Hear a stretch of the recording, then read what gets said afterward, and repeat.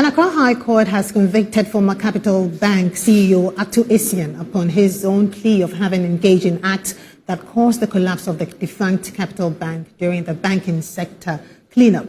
The ruling, as read by the judge Eric Cheba, the convict will have to fulfill all terms of settlement as agreed between himself and the Attorney General or risk being apprehended.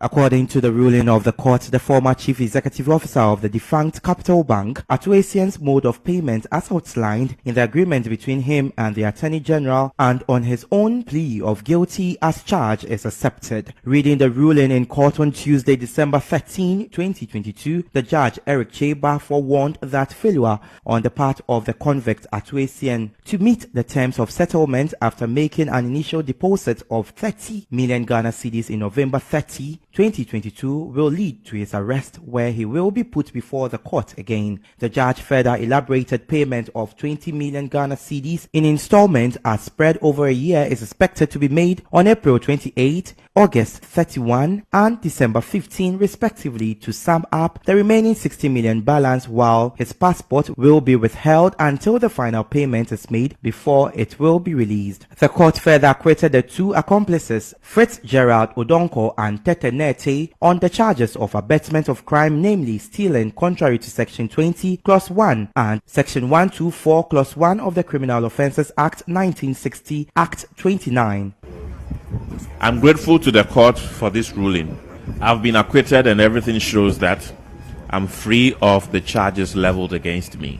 In an interview with the Deputy Attorney General, Alfred Tua Yeboah, he expressed satisfaction with the judgment. In terms of prosecuting financial crimes, you have two main approaches. You prosecute and as much as possible also recover. So if in the course of prosecuting the matter, an accused person comes out with an offer that's reasonable to the state, we consider it and look at the way forward. Because an accused person may be imprisoned, the money that is considered on may still be with him. He comes back and enjoys the booty. Because at the time that you were investigating, you couldn't have any inclinations to where those monies have been hidden. So if possibly, in the other cases, they make offers and we deem them to be reasonable to the state, we may consider it. But if there are offers that are unreasonable, we will not accept them. We'll go ahead and do our work as concerned. Let's get on Zoom now for a conversation with a private legal practitioner, Charles Appiah Foku, on the Essien matter. Good evening to you. Do you think the convict taking advantage of the plea bargain is the right way to go after staying on this case for 3 years and now this? Well, a very good evening to your listeners. I believe that the Constitution clearly stipulates that under Article 19(2)(c) that an accused person is innocent until proven guilty. So Mr. Essien was barely given his time in court, right, and he did that, regardless of the fact that it took him 3 years. Right.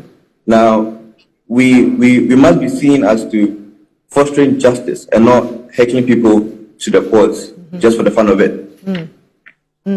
Now, looking at the terms of settlement as agreed by the prosecution and the convict, what will happen if the convict fails to meet the slated deadline? I mean, if he defaults, the judge's orders was very, very clear that he would be put before prison. He would have prison term. So it would be in his best interest to go according to the payment plan as stipulated by the judge. The judge could have either said that if he defaults on one payment, he would pay everything at that point in time, but then it's been spread over a time for him. And orders are really very clear that if he defaults even on one instance, he would have to be brought back and put before the courts for a prison term. Doesn't this ruling make crime, someone who say, cheap? Oh, no. I vehemently disagree with that. Because crime is very difficult to prove. Right. And you need lots of evidence to do that.